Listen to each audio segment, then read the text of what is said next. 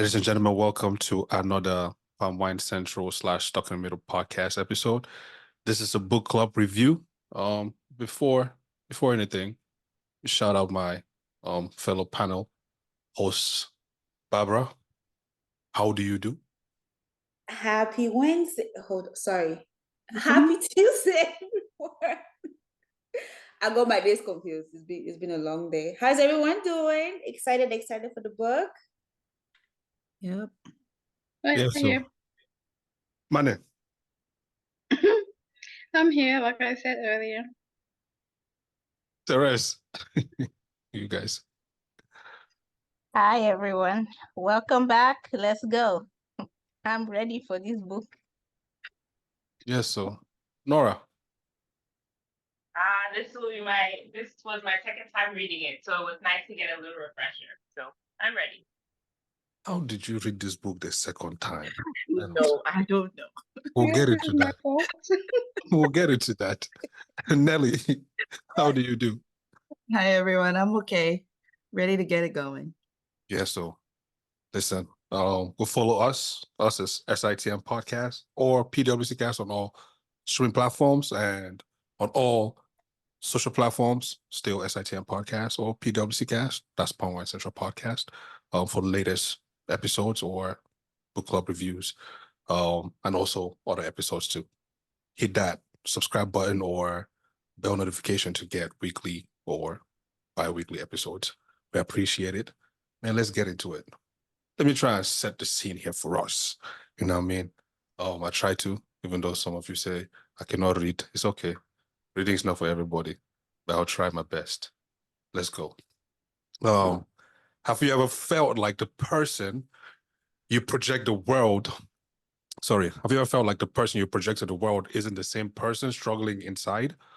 That's the thing about success, fame, even happiness. It doesn't mean that the messy stuff disappears. Gabriel Union lays bare the contradictions and complexities of her life in We Are Going to Need More Wine. And it got me thinking, what hidden battles do we fight? Do we all fight? What truths do we keep even from our own selves? Let's unpack this book and find out. Nora, let's start with you here, since you mentioned you've read the book twice, and I believe Manitou says she read the book twice. How? What prompted you guys to read it for the second time? I was going through a phase where I was reading like memoirs. So I think I read Trevor Noah's book, Taraji P. Henson's book, and then I fell on this book. I think it was just a phase. That's why I ended up reading it back then. But I found it interesting. She's an interesting actress. So I don't think the book was kind of different from what I thought she would be, but the title definitely gives the book what the title was about. It is something that you're going to need a drink to kind of take in. So I think the title matches the book. For me, I read it, the first time I read it because I was in the phase 2 of reading books by Black women, because I was just trying to see what their struggles were, how they handled it. Funny thing is, reading it a second time, some things in the book were not the way that I remembered. But I think that is because after reading her book, I read some books by Chimamanda Ngozi, and she's so much about women empowerment, which this book too is sort of kind of like that. But I felt like her book had way too much, let's say, TMI. But I guess that's what she set out to share. I guess that's what it is. Mm-hmm. Yeah.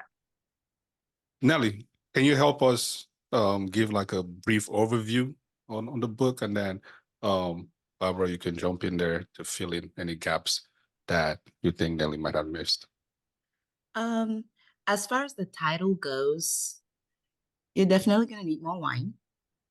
Because she goes into great detail with more explicit content. I didn't really find that it was much about, women empowerment.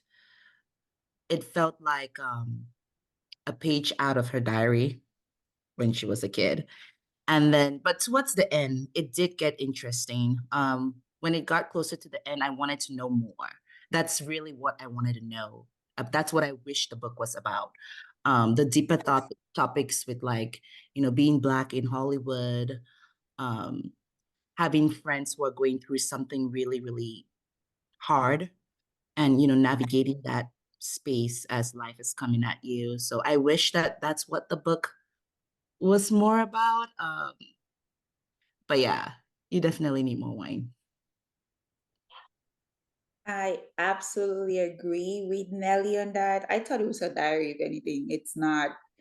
I felt like I was reading like your diary when you just vomit everything inside. It was a little bit too TMI for my liking, but I guess that's each their own. That's her way of things. I do. The beginning of the book, I was like, okay, this is too much about you. But towards the end, when she started talking about, I think I enjoyed the part about Prince and how she met and the parties that they used to throw and the relationship that came from that. I was like, that's actually quite interesting, and the different celebrities that she was speaking about. And what resonated with me so much is the last chapter of the book with her friend, her best friend, her two best friends. That particular scenario from when he came out gay to the friend getting sick, which we'll dive into it. I was like, okay, now that's women empowerment. Her going that extra step to make sure she got her friend the help that she needed, pushing. I was like, all right, if we had begun the book with this, it wouldn't have been like, oh God, we do need more wine. But yeah. Yeah, so Therese, let's jump into the book a little bit. She shares a lot of stories about her personal life or growth, right? What story stood out to you the most? Ooh, um, to me, I think what stood out to me the most, well, a couple of things stood out. It's hard to pick, but one of the most interesting thing I found was her relationship with one of her childhood friends who had cancer, and she went around the world doing all these things except the one thing that her friend required her to do. So to me, that resonated a lot to me, because sometimes we want to go and bring people the moon, but all they want is a light bulb, and we're not listening to them. And you're not, they're not listening to you. And you think you're doing all that, but all her friend wanted was just to die in peace. She didn't even know what kind of cancer it was. She didn't do no research about it. She just took up a mission and was going very well intended, but the execution was all the way off. So it was, to me, that stood out. It was interesting to see that, okay, this is more common than I thought, because I have experienced something like that. And I was like, okay, interesting. So it's not a special case. It's something that actually happens to other people too. So that was one for me. Mm-hmm. Can you give another one? So you just said okay. Oh shoot, yes. Her sense, I feel like throughout the book, her childhood, when she narrated, is her sense of belonging. I think she struggled to find that, of where she fits in, because she she wanted to be stubborn and hood at the same time, and so she kind of lost her identity there. So that to me was interesting to see how that carried on all the way through her to her adulthood. It's just like, wow, some of these things that we experience as kids do really follow us well into adulthood. I don't care how self-confident you are or what you got going on, right? It's interesting to see that these experiences can shape the adults that we are. And sometimes we don't even know it till we're seeking answers for things. So Mm-hmm. Nora, speaking of experiences, vulnerabilities, openness, which is something that, is throughout this book and beyond. Like, it's way too much. I mean, we have to squeeze it a little bit, like, turn it down. I mean? How did it make you feel, right? Were you surprised? inspired? Could you relate? Some of them I could relate to. Some of them I could relate to. When I first moved to America, I lived in a very white town in North Carolina. And it was like a culture shock, but it was also, there was racism from kids in school. There was trying your best to not look crazy, to not stand out too much, to not to fit in. So there was a lot of things from her childhood, you know, moving from a place where everyone looks like me to the place that there's just suburban rich white people, and you're just trying to not be a target because you don't really know what to do. So there were parts of her childhood that I could actually relate to, but I think the part of her childhood that I couldn't necessarily relate to were all the things, I guess, that made her to kind of feel like the insecurities and certain things, because she compared herself to her siblings and her mom, and you know, the skin issue and her being the darker one of her family. And she mentioned specifically that her mother never told her she was beautiful because I guess it worked against her mother, even though she saw that her mother being lighter, she saw the benefits her mother had. But because your mom, who's supposed to give you all the love and all the attention and make you feel beautiful from a young age, didn't tell her that, she carried it for a very long time. So I think that's the part of me where I didn't, because there were people who looked like me. Even though I lived in that neighborhood, I still had family around that I could always have people who I guess I could always relate to. So I think there were things that she said that I could understand where she's coming from in a very significant way. But there's also just a part of me that's like, that's not my story. And I probably will never be able to understand how that felt for you, but I can see where you're coming from. So yeah. Mm-hmm. Mane, do you have anything to add to that? Actually, I have something to add in regards to what he said about, you know, things in our childhood following us into adulthood. To a certain extent, even though the beginning of the book was TMI, I think that maybe part of why she shared, I mean, she could have shared that childhood part without being too graphic, but I think that it gives an insight into the challenges she faced in adulthood that were linked to childhood. Because in order for us to change something, you have to acknowledge it. And if you don't know where it's coming from, you really cannot fix it, quote unquote. A part that stood out to me in the book was when she went to see a coach, the life coach, and the coach asked her to list, I don't know, is it 10 things that make her happy that doesn't involve another human? And the part that, because I was driving when I was listening to it, and she said fake crab meat. And I was like, why would fake crab meat make you happy? Not even the real thing, because the real thing is more expensive. But then it had me thinking, can I list 10 things that make me happy that doesn't involve another person? And I was like, yeah, I can. So I was able to understand why she only could name 3 and they were all food. But then it connects down to her childhood. So it's a good, for me, it was a good point of reflection, you know, to try to figure out are there like patterns in my life that are repeating, and do I want to change it? How can I go about changing it? And Maybe I also have to go back and read it the second time. Maybe I'll have a different perspective to it, especially with the childhood thing, you know. But no, I'll keep my thoughts to myself for now. Wait to the end to incite this violence. But Nelly and Barbara, let's speak a little bit about gender norms, right? Nelly mentioned that towards the end of the book, you know, most of the stories that she started talking about, you wish she elaborated more on them. Could you speak a little bit about that? Like, what is about a start that you didn't really care for? And what is it about the ending that you wanted more of? I think it's just the fact that I couldn't relate to her childhood stories. The race issues she was dealing with, the colorism issues she was dealing with, the sexual identity issues almost, or the over sexualization that was going on in her circles. I couldn't relate to that.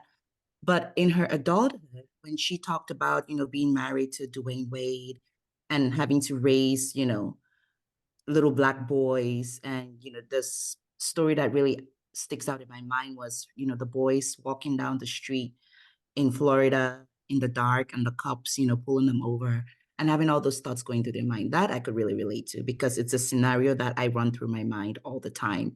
I have two little boys and I always wonder, I try to think of all sorts of scenarios that I'll have to teach them, growing up as Black men in this country, no matter what their status will be at that time, how they can protect themselves, how they'll have to respond to police officers, if they were ever in a situation like that. So I think that's what I could really relate to, her being a mom, basically, later in adulthood. But the beginning of it, I just couldn't get with it. Yeah. Yeah. Barbara, any additions to that? Yes, I definitely agree with Nelly with the over sexualization of things in her childhood, especially when she was a lot younger in high school. I try to understand where she was coming from, but I really, really cannot relate. Now, when she got to college, I think her family dynamic with her mom, her dad, her stepmom, the whole um family thing, I was just like, it brought me, I could relate to it personally. So that was something that I kind of liked. I wish she had dived more into it when she got into her adulthood, because I was curious to see how her family dynamic changed, because in the beginning of the book, she did put a lot of emphasis on Ned. But that's something definitely that resonated with me, especially when it came to the whole graduation thing and where her father, her stepmom came up with that part. I was just like, okay, it happens quite often in adults, especially when you come from a blended family, you see those things. So that was something I was like, okay, I can relate to that.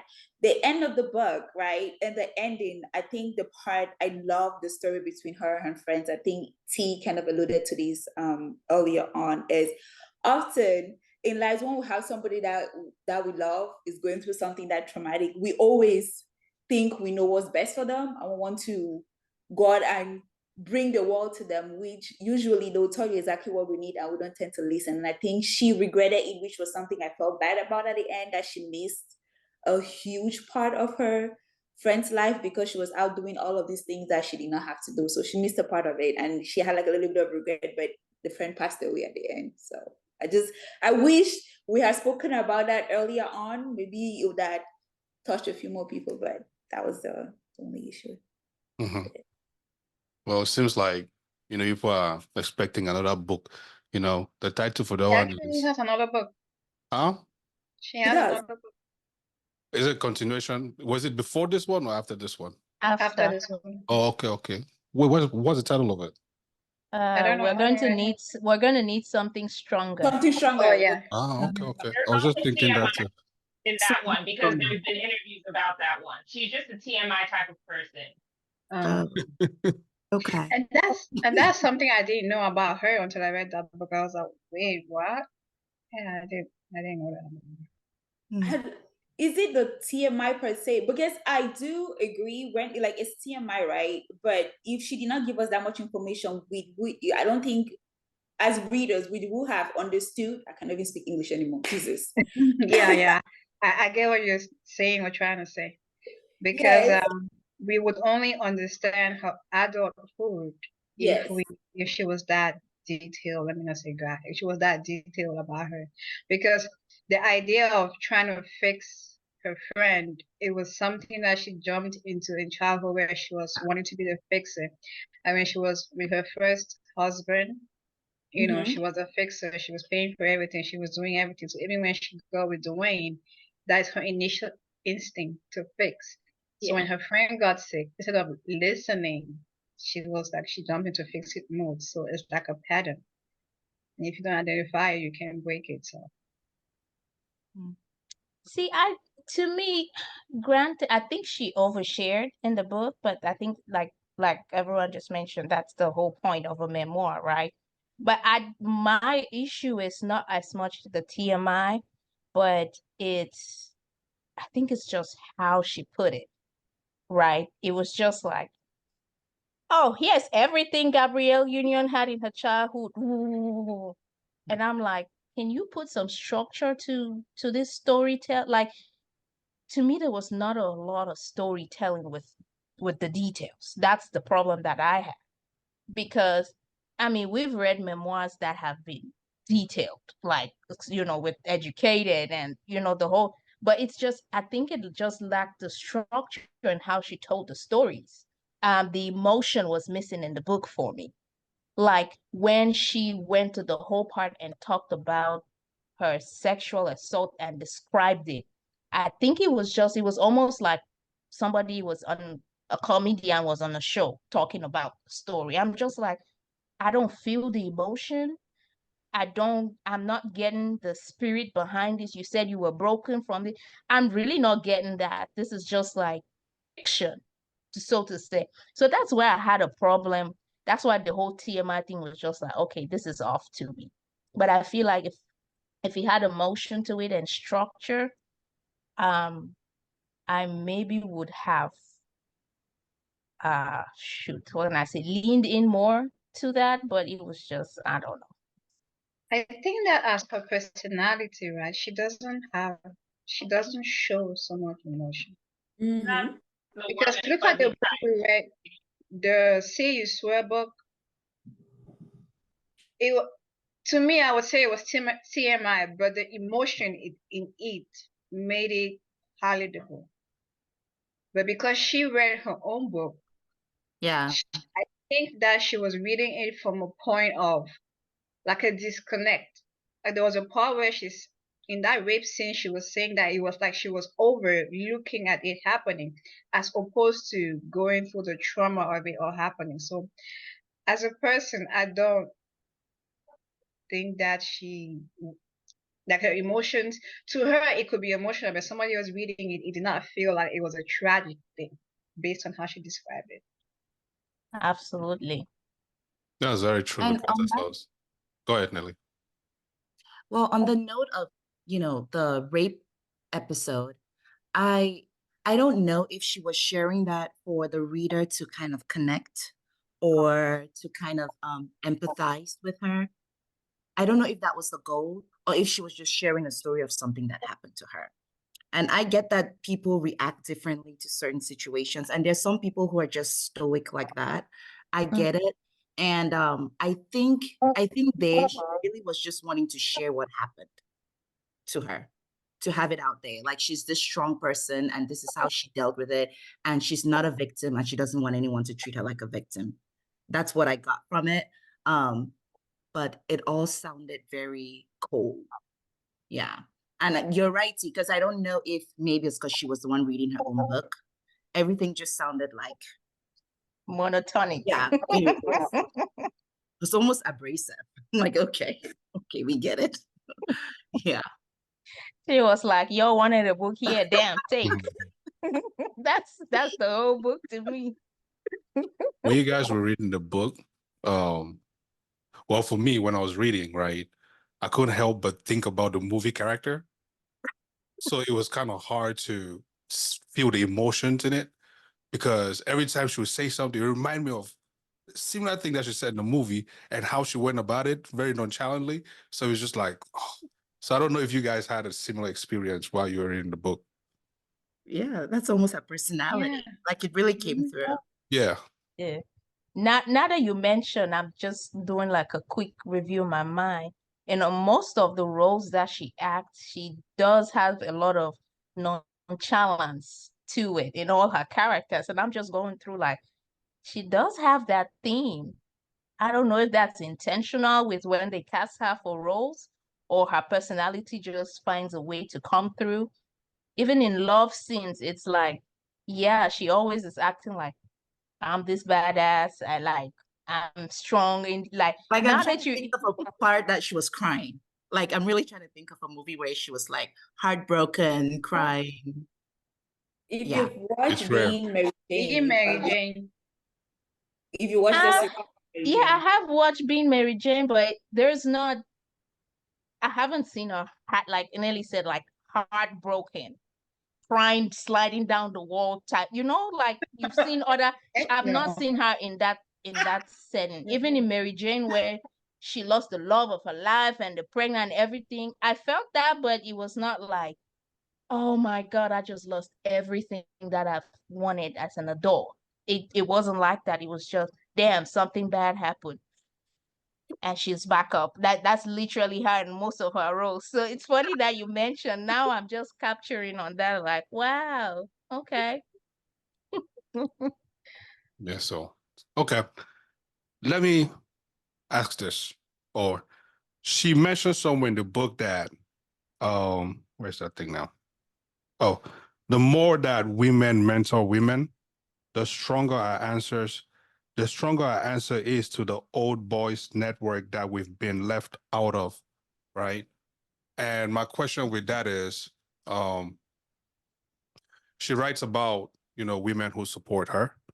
To you guys, what did you guys think about, the approach there about the support that she got? And also to you, like, who are the people in your crew, that you have helped through? Like, are they coming through for you? Like, in the same sense as she mentions in the book. And this is just women. Don't bring men in this, just women. Yeah, I mean, I think that, well, at least in my life, majority of my family members who are still alive or who I'm closest with are women. So I relate to women. And I have sorority sisters that I'm pretty close to, like very, very close to till this day. I have friends from college that I'm really close to. So I feel like women are the way that I've gotten through a lot of things. My older sister and I are very close. So I lean on her for a lot of things as well. I feel like I've had good mentors, even not necessarily even like face-to-face type of things, but there have been people around me who have been willing to tell me things. I can call them for one reason or the other. But yeah, I feel like I've had a good amount of women in my life who have been able to be there for me, and I can be here today really strong because of my aunts, because of my friends, because of my sorority sister. So I can definitely relate to her in that aspect. I also think that in her speaking about the mentorship and things like that, and you guys were just talking about how she's kind of like a nonchalant type of person. It's funny because I didn't feel that way about her in general. Like, I think the way she wrote the book was nonchalant, but I think that in every experience, if there's sadness, whether you portray the sadness or not, there's still going to be sadness in it. She got raped. It's for her to say that she's looking at it, but at the end of the day, she talked about how she had panic attack going to the bank, going to places. So that's for her to be strong, but at the end of the day, she feels something in those emotions. So I think maybe it's also personality type, because there are certain people that I can be very vulnerable with to me, but in public situations, I'm like very silent, very just kind of whatever. It may look like I'm nonchalant. So I think that in her the way people saw the book, it was just very, this is A and B, this is my life. But also I'm probably not in a place where I can kind of show you my vulnerability because I don't trust you enough. So that was kind of the perspective that I got. But yes, as far as women are bomb. I need them in my life, and I'm blessed to say that I do have them in my life. Yeah. Women, come on, let's hear it. I think it's important for every girl to grow up and have some kind of female influence in their life, right? Just because this is someone that you can easily see yourself as, if that makes sense. Like, they're similar as you. It's important to see women struggle and how women overcome. It's important to see how just in general how women move in the world. That is, that's a man's world. It's important for young girls to see that. And yeah, I do have women that I look up to, and for different reasons, right? I know who I can look up to for certain things. I know who, if I want A, I'm looking at this person. If I want B, I'm looking at this person. If I want this. And so that's how I kind of look at people. Like, variety is the spice of life, like they say. And that is very true as well as when it comes to mentoring, right? There's not one person that can provide all the skills in life.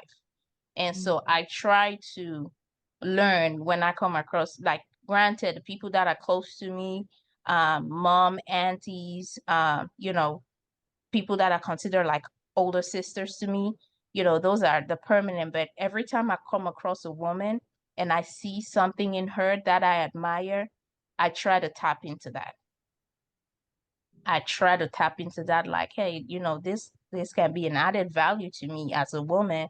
Like, how did you get this? Like, how did you maneuver this? How did you come across this? Or even if maybe we're in public, maybe at a party or something, and she says, people are telling stories and stuff, and I'm like, oh, how did you do that?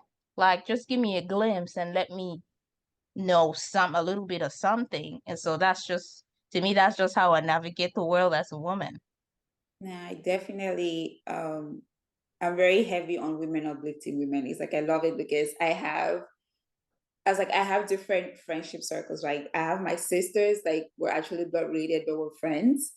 And I have friends as of that are like my sisters. I will say that even the Bible tells you, sorry, I'm gonna be religious, that your friend is a lot closer to you than your blood sibling. Like if you read the book of Proverbs. Like if you find somebody that you have that relationship, and often it's not gonna be somebody who's blood related to you, like your sister, it's gonna be your friend.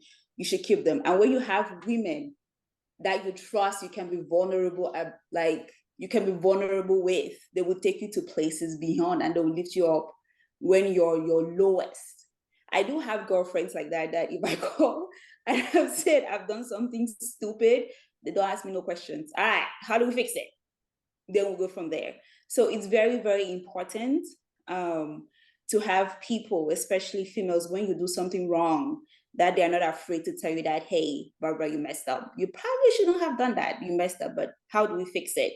They will correct you when you're wrong. And when you feel like you're down, they're up there to lift you up. And I also think it's very important when you pour that same energy into other people, because you never know what you're going to say to somebody at what point in their life you're going to say to somebody to lift them up, because we all need a little bit. I always say we all need a little bit of love and smile once in a while in our lives. And so I think it's very important when we pour that into each other. But I'm surrounded with men, both my family, in my, like, just my cousins and everybody else that are very close to me, and people outside that I went to pharmacy school with, even just that I grew up with, that I say that, yeah. How did you guys celebrate Women's Day? In my house, on my couch.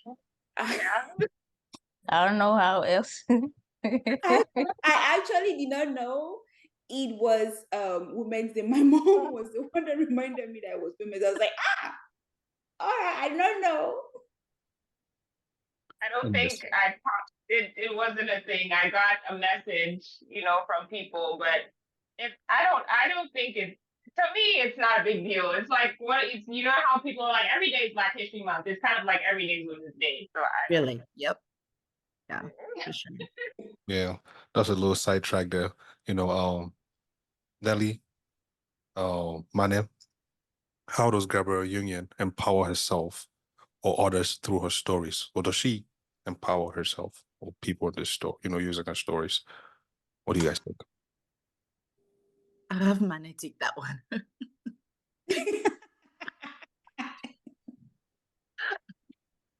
Nelly's like, nah, I'm not feeling this. I mean, I don't know if empowerment is the word. Right. Sorry. Because first, I will applaud her for her vulnerability, even though it was TMI, in my opinion, because somebody else would be okay with the details, And because the part where she shared about the weight, in the beginning, she said she felt her instinct tell her to run, but she did not. So maybe that part of the story would, encourage some other woman that if you don't feel safe in a situation, you should run. So I feel like people can pick out bits and pieces of her experiences and say, okay, I can learn from this, or I don't understand that, or that doesn't apply to me. Like even with her first husband, she said there were red flags. But as a fixer, she wanted to fix it. I think even when she went to, was it premarital counseling, and the counselor told her that this ain't gonna work, that she was determined to fix it. So yeah, I feel like that bits and pieces in the story that people can learn. Find what you can learn from it and take it and run with it. And also seeking help, life coach, therapy. I mean, the first one might not work for you. Try a second, third opinion. If all three people tell you the same thing, then maybe there's something you need to work on. Okay. Okay. Ellie, did you find anything? Okay. Um, How about this one? How I about this think one? All right. She emphasizes the importance of community through her life, right? How does her definition of community evolve throughout the book? I think that throughout her childhood, she relied on like her little group of friends, and she stuck with them, and they ran together in the same circles, did the same things. Into her adulthood, we are introduced more into like the Hollywood scene. And I think that she relied on the not strong Black female, I don't like that term, but like on the Black women who were coming up in Hollywood, and she relied on that sisterhood to kind of propel her throughout her career. I'm trying to think where else she had a real community tie. And then towards the end, those same friends from her childhood, I felt impressed that, those were lifelong friends.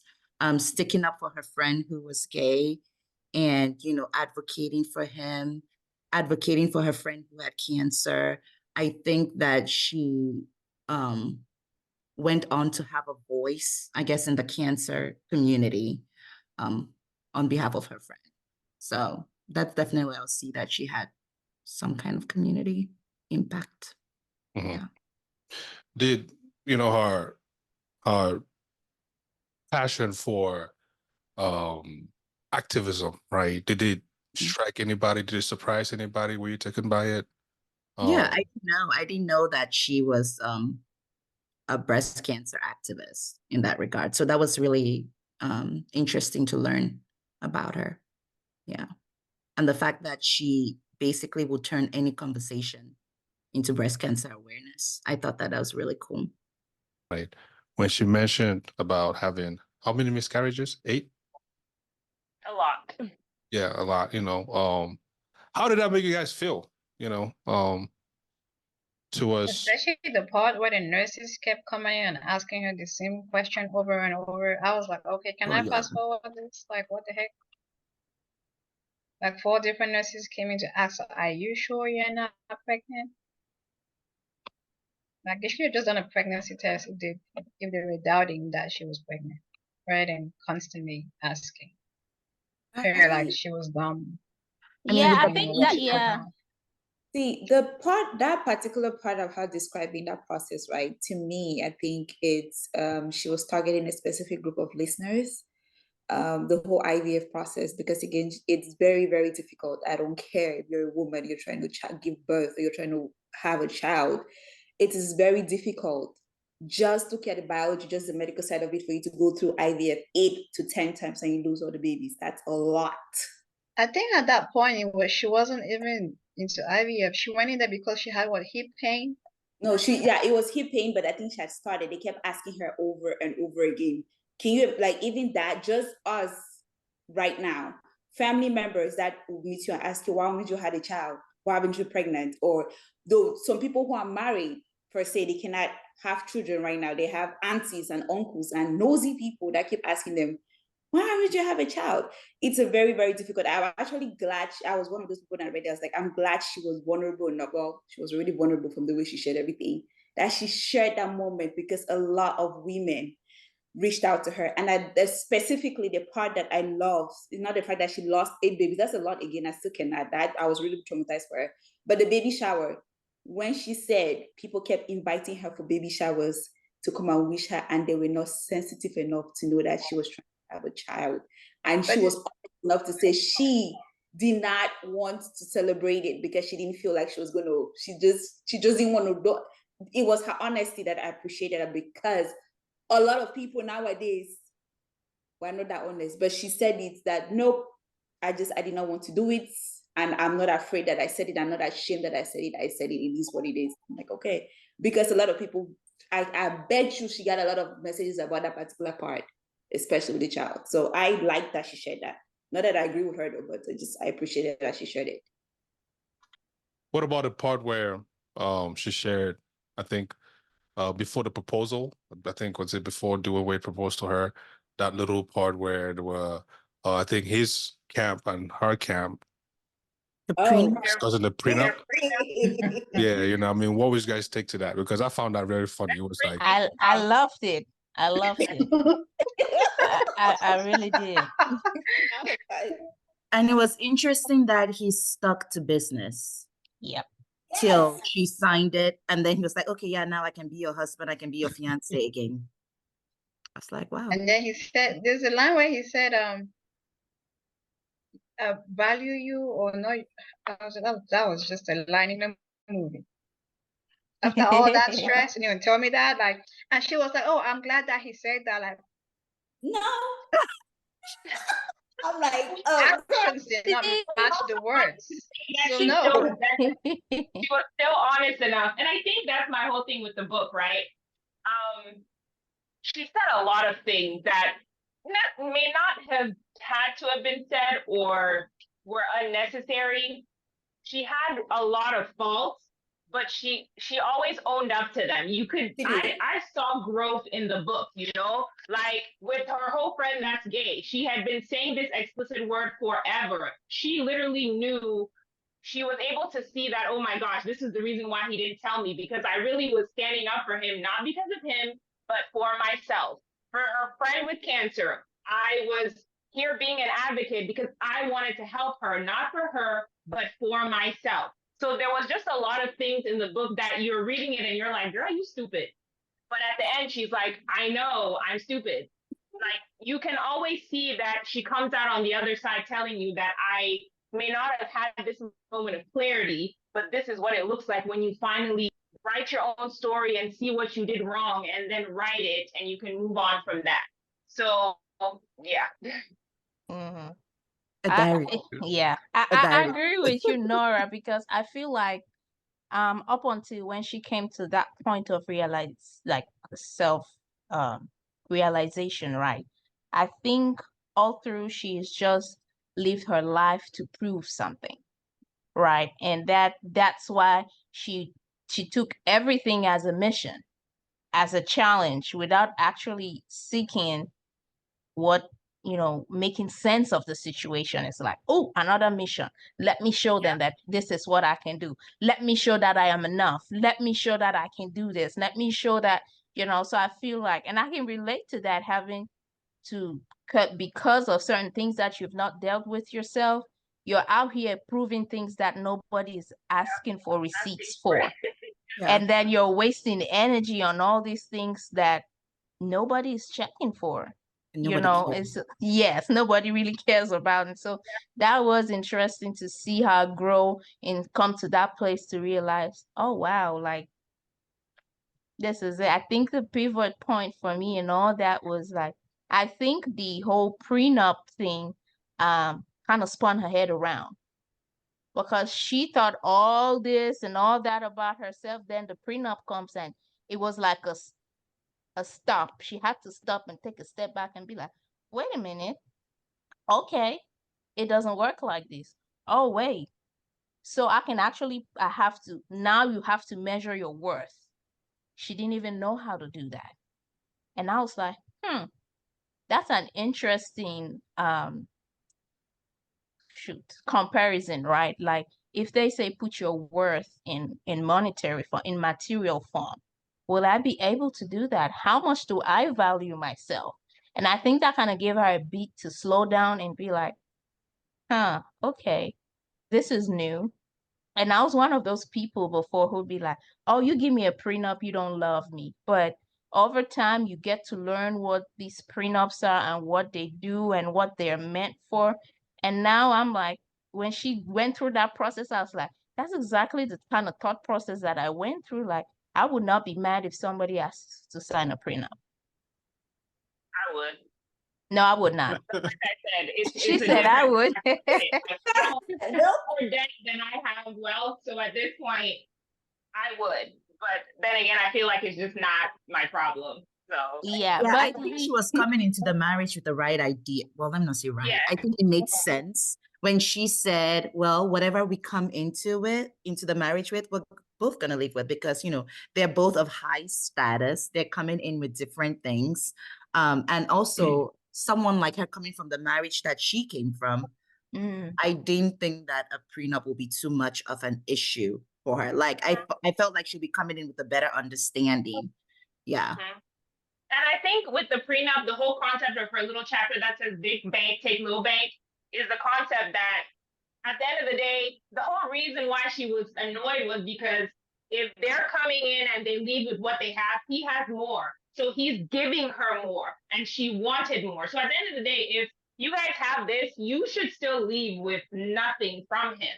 So for him to even decide to give you something, just take it. Like, what the heck?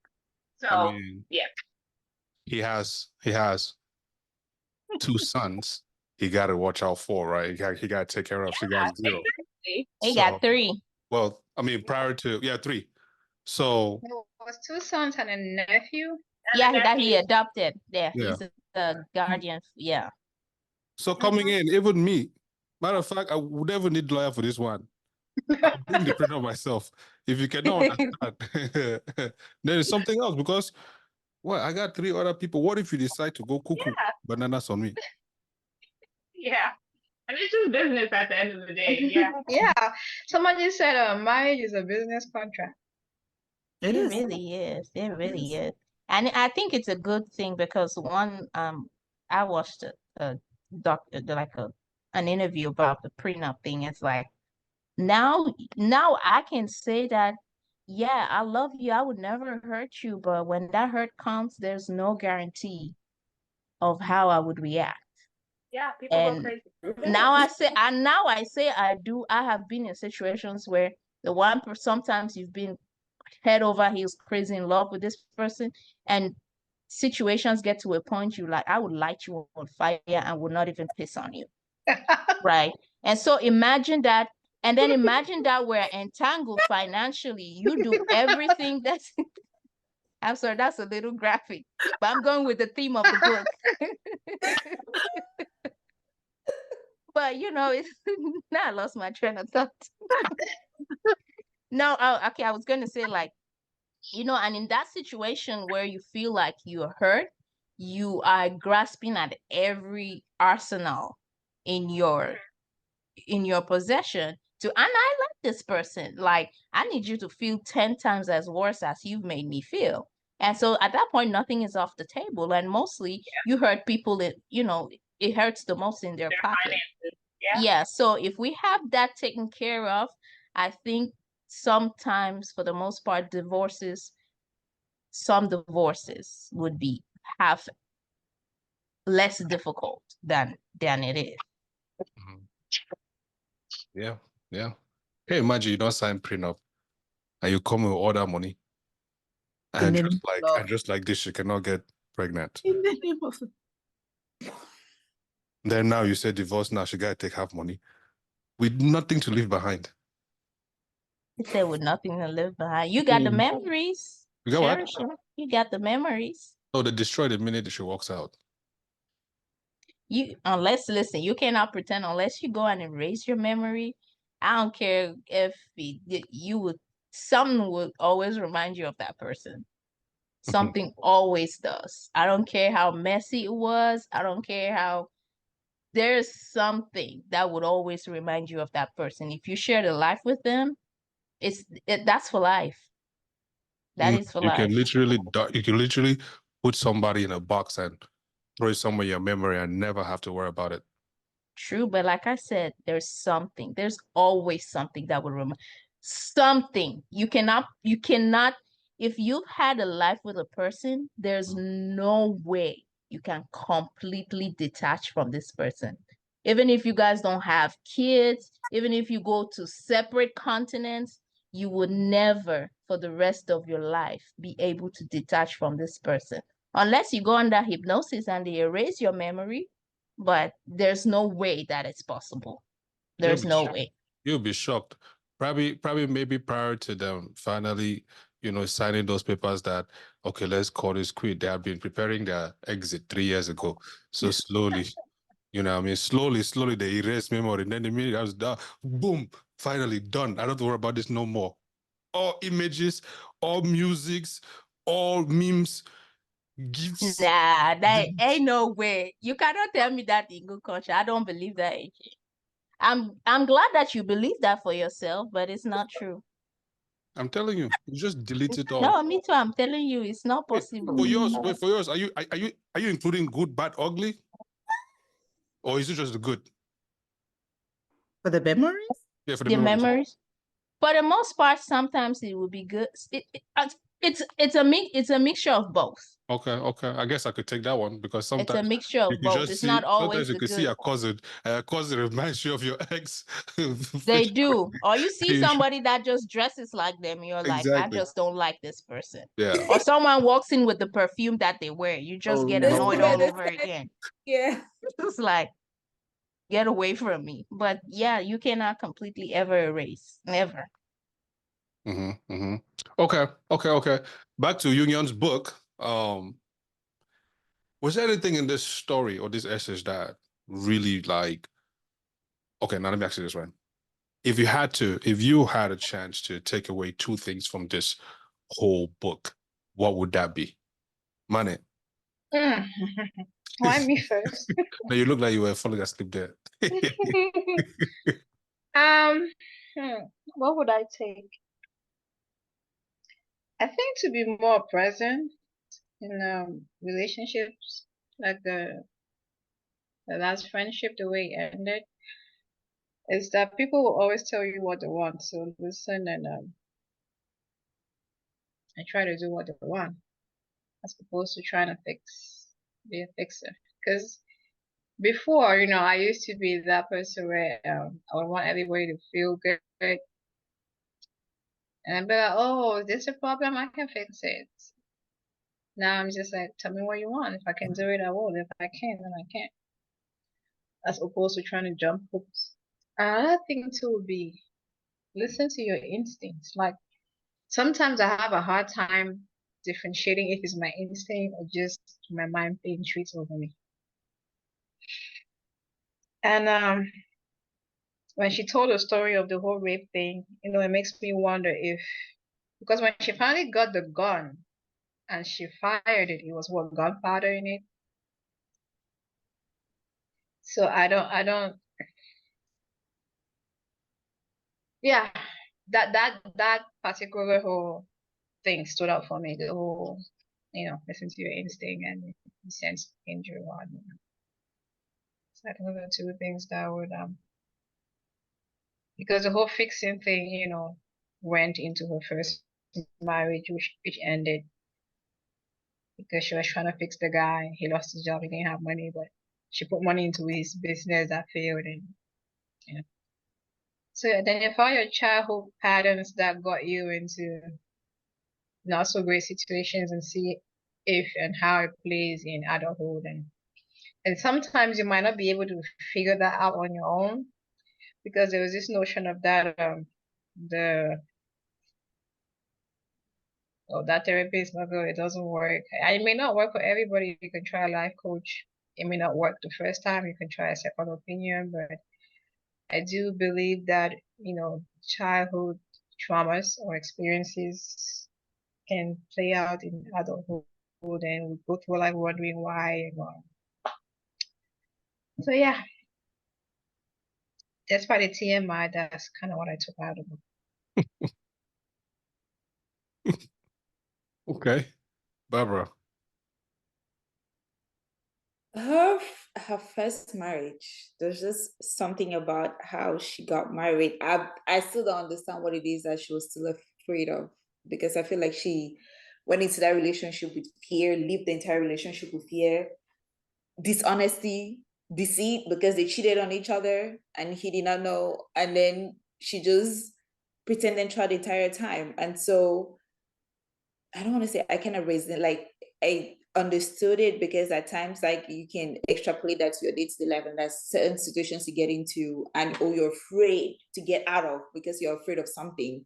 And she just didn't have the courage to say no. And it was so bad that even the therapist told her that, baby girl, you gotta go. She still found 20 different reasons as to why she didn't want to leave. That fear was something that I don't want to ever have that kind of fear in my life. I think that I'm stuck in something like that, I cannot get out of it. That was the first thing. I think the second thing for me was the relationship with her friend that got sick. Her friend and the friend that was also gay, because Nora kind of touched on it before, which I'm glad she did, that she did all that protection. Everything else that she did was not more for the friend, but it was more for us. It was like, I think it was a selfish reason, because she said she was trying to prove that she belonged, and him acting out of it was just pouring more light or showing more light as to them not belonging to whatever thing they were trying to fit into. And often when we do that, there's a lot of, I want to say, experiences or memories that we missed in each other's lives when we're that focused on our own selves. We don't get to see what it is we're supposed to see. And that's how she missed like a lot of time with her friend who was dying. And even though the friend did join her in her crusade, which was very good, because when if you listen to her talk, the friend said she was going to the meetings, she was going to the hospitals that Gabriel Union wanted her to go to, and everything else. She was there with her, but I think she missed a huge chunk of time that she would have spent to foster a relationship with her friend. And so I think we need to pay more attention to those human relationships we have with one another. So that's one thing I got out of it. Just what if she came back with a cure? That would have been very enlightening, because there's a few people that I know that need to use that. I don't. I mean, it's metastatic. Yeah. You cannot cure metastatic. It's everywhere.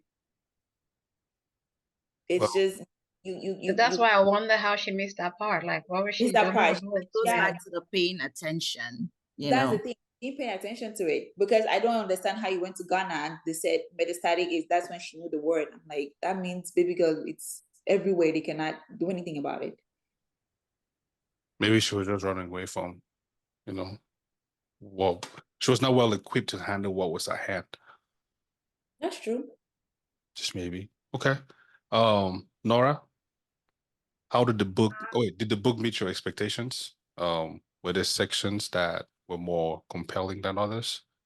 And that goes to Nelly too as well.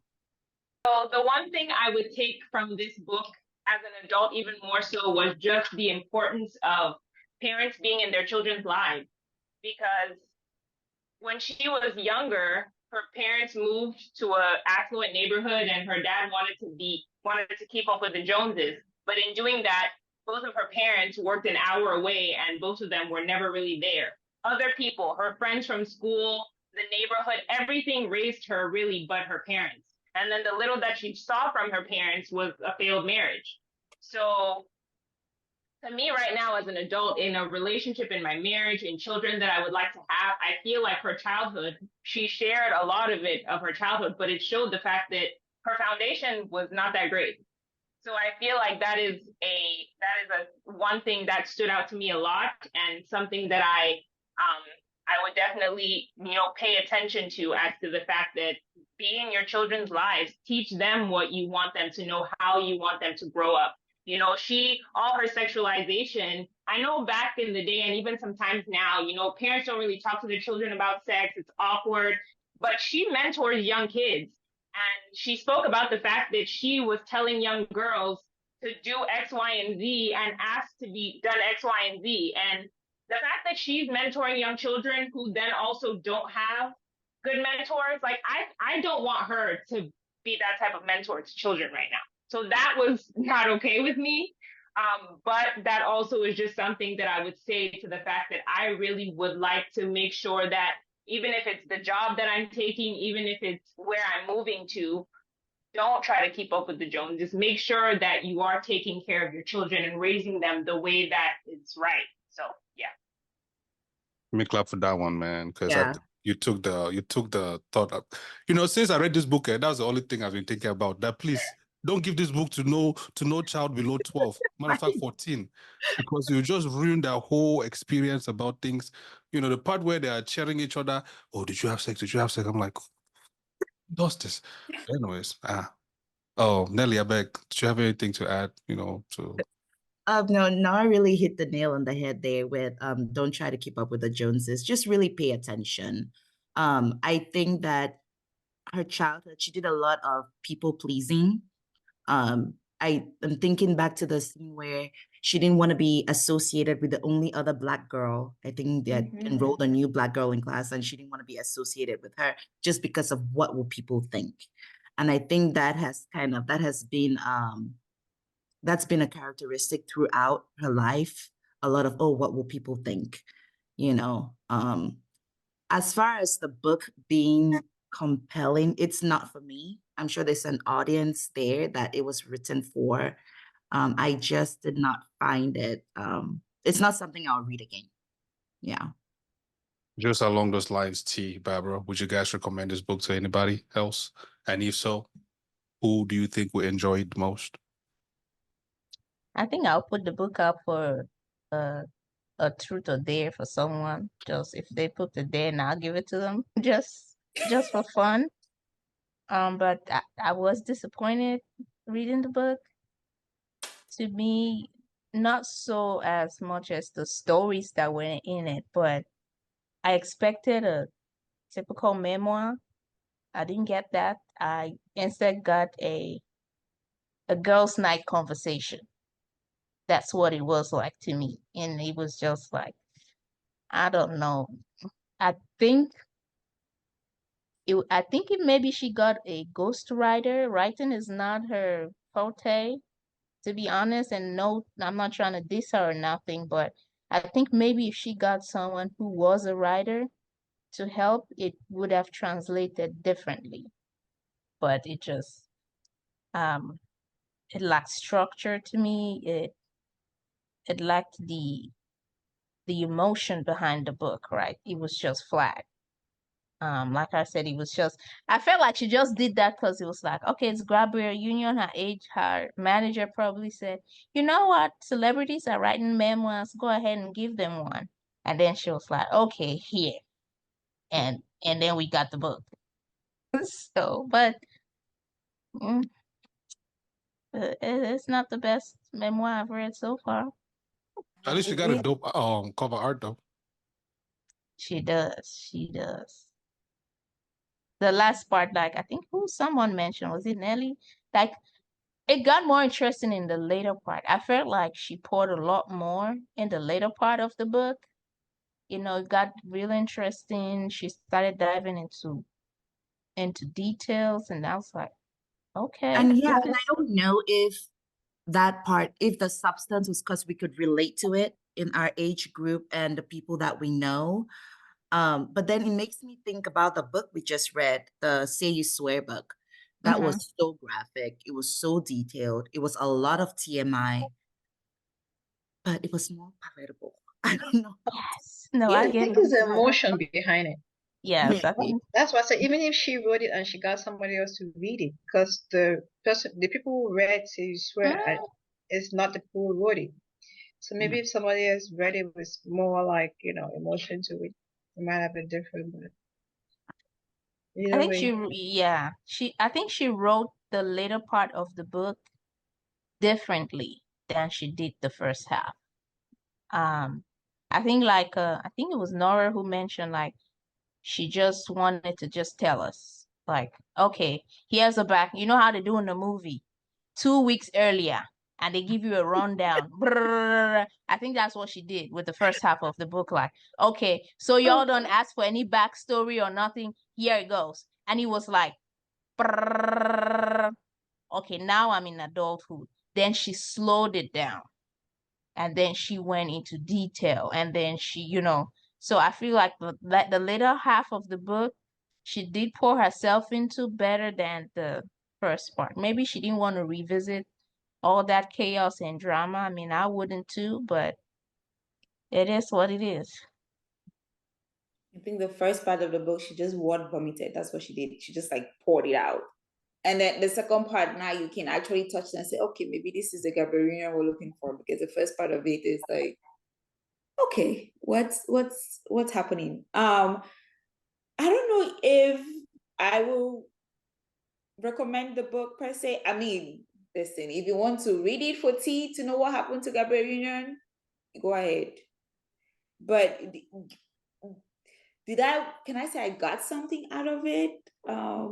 There are moments that I said, oh, okay, I could resonate, I could relate to her, but I don't know if there was something I got out of it per se. It's a read. That's all I'll say. It's just you can read it if you're bored. You can read it, but I don't know. The book, it had two. I felt like honestly it was written by two different books. The later part of it, I related to the later part of it a lot more than the beginning. The beginning, there was just one part, the family part, that I was like, okay, that a lot of people can touch into that. But the beginning part of it, that over sexualization thing, it was kind of like, oh God, I don't even want my niece or anybody else to read it, because this is a bit too much. So I don't know. I have mixed feelings if I would recommend it to somebody or not, but I'm leaning more not. So. See, that whole mentoring thing where she go like, if you want to have sex, sleep with all the people. And I was like, you should not be telling little girls that. It took me a moment, right? I didn't know if she was trying to do reverse psychology in that sense, or that's what she was actually recommending. Like, I still don't get it. Oh, she meant it. She had with children about dating and things like that. Yeah. She's like, oh, did he want that? Well, you should have him lick your booty too. I was like, okay. See, and I'm like, you shouldn't, because first, for starters, right? Minus the fact that kids are not, sometimes we just look at sex. Kids are not that responsible enough to handle everything that comes with a sexual relationship, right? Well, they're gonna have sex anyways when they want to. That aside, and to me, it's like, yes, it's a double standard, but somebody might shoot me for this, but I'll just say it anyways. I don't think the world is fair to women when it comes to sex, as they are forgiving with men. So no, you should not be telling ladies, if you want to go around and sleep with 100 men, do that. I don't think that women should do that. Yes, you can if you want to, but if you want to fall within societal norms and be rated in that sense, they will call you a whore. I'm sorry, they will, but they will not call a man a whore. It's just one of those double standards in life that women have to be mindful of. Now, if you want to go around and do all that and keep it under wraps, I can say, yeah, keep it under wraps. But having to show it to the world, I don't know, it might not work out well for you. That's just my take. But you shouldn't be telling young girls that, or have him do this, that. Because guess what a man's going to do? When he does that, he's going to tell his friend. And men talk. And his friend will tell his friend, and soon the whole high school knows what you're doing in the back of his truck. Now you're the one with a bad reputation because your mentor said be sexually liberated. Now, what did that get you? Hey, listen, in the age that we are right now, social media, and in America, the generation we are, I watched a video the other day of a girl telling people that she slept with 92 men and she's 24 years old. So it's we are in a very weird time in our generation. So I do agree. This book, I feel like if you give it to a younger person, especially with the mindset that they have on social media and everything else, it just feeds into that notion, which I'm like, oh God, let's not. We're in weird times. I think that's all I can say. But there was something about this book that I think Nora touched on, right?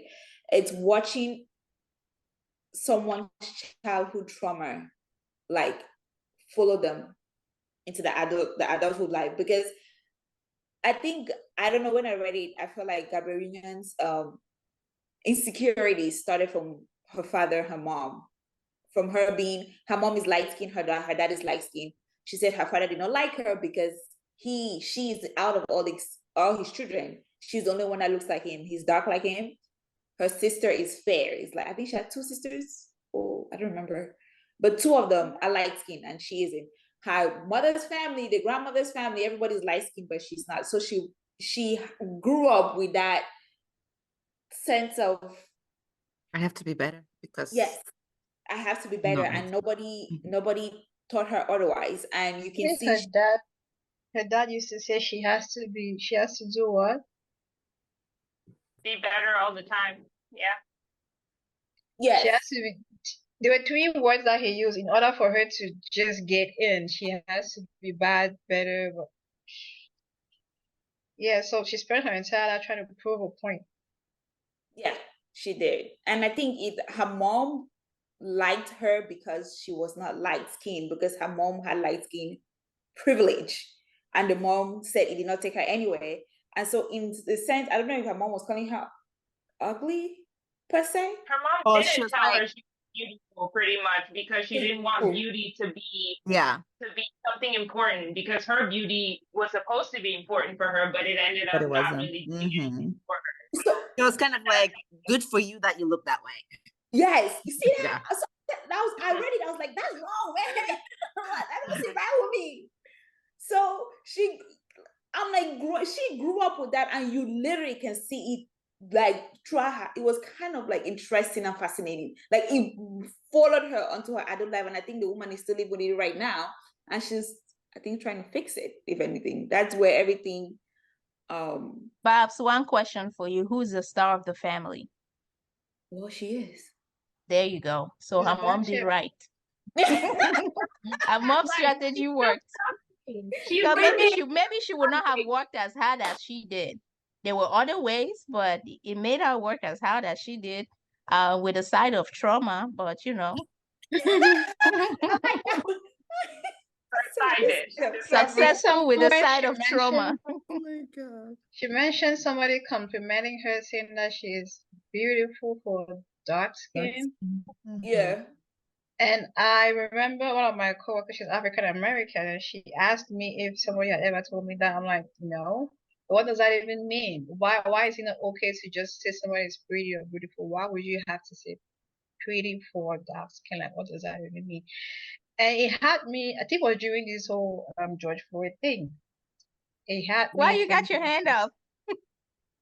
Because, so to play devil's advocate, well, not devil's advocate, but you've never heard somebody say, if that Sarah man turned black, he go war. You've never heard that. I have. Uh-huh. Real. No, we I all know haven't. that. We all know colorism is a very real thing. It's like they say you're pretty for a fat girl or big girl. Sorry, please don't shoot me. I don't know if they say fat or, but you get the picture. It's big. Yes, so it Yeah. had me like, looking at all these makeup little things in the mall, they're all light skin. Yep. So I actually, because I went to the mall with one of my aunts, and I actually asked her why are all the makeup people and the makeup stands all light skin? Does that mean that the makeup is only for light skin, or does it only look better on light skin? Like I have people ask me like, do you have makeup on? I'm like, no. They say, why not? I said, because I don't. So it's that whole. I think I read this book during that whole George Floyd thing, and it just had me for no reason at all, just not like white people. Like I would just look at you and just be like, shh, I really don't like you. But then again, reading the book, The Bluest Eye by Toni Morrison, I was like, okay, fine. I guess I'm just judging all white people, but it's funny how books change your perspective. But anyway, how did we divert? Anyways, man, listen. We could keep going and going and going, but we ran out of wine, so Exactly. My light even died. Why That's is a that good given? one. We might need something stronger. we might need something stronger. Why- But now, in conclusions, though, we know how we feel already about the book. How, I mean, if we recommend it to people or not. Me, I'll recommend it if, yeah, you're drinking wine for the next 24 hours and you have nothing better to do, go ahead and read. Maybe you might forget that we're reading anyways. But it was a good read for the most part. So in conclusions, Mane, anything from your end there? Well, for me though, if I remembered what the TMI that I read, like I said, I read it during the pandemic. If I remember all this TMI, I probably wouldn't have recommended it. But I think that it was a good self-awareness book. Like to see her, tell her story up onto adulthood and be like, okay,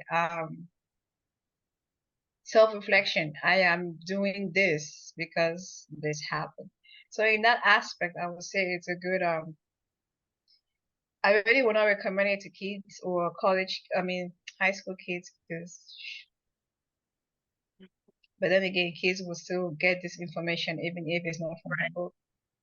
Mhm. But for adults, grown-up women, if you're on a journey of maybe there's a better book that you could read for self-awareness, self-reflection. But if you happen to stumble across the book, I'm hoping that that's probably something they can pick out of it. Yeah, there were definitely some things that I would not recommend to children as well. But just like Mane said, I think she grew. I saw the growth, and I saw a lot of the reasons why she did certain things based on just childhood trauma and situations that she went through. So yeah. All right. Nelly? I think I have made my sentiments known. This is not a typical memoir. If you're searching for a memoir to read, for me personally, when I'm looking for memoirs, I'm looking for stories of, how people overcame their trials and stories of trials and triumph. I didn't get much of that from here. So as far as a memoir goes, I would not recommend this as a memoir to anyone who's looking to read. Yeah. Okay. Therese? Shoot. It is really true. They say hurt people, right? And Gabrielle, she personified that phrase in the book. From her childhood, even as an adult, she still was trying to bring people down, be a mean person, right? And I'm not gonna lie, knowing that about her, I don't see her. I look at her differently now. I don't know, maybe she has evolved from that, but I'm just like, dang. So you was just out here trying to cut people down. But yeah, that means if there's one story from that, it's like hurt people really do try to hurt people. Yeah, so and that mommy looks like Kelly Rowland.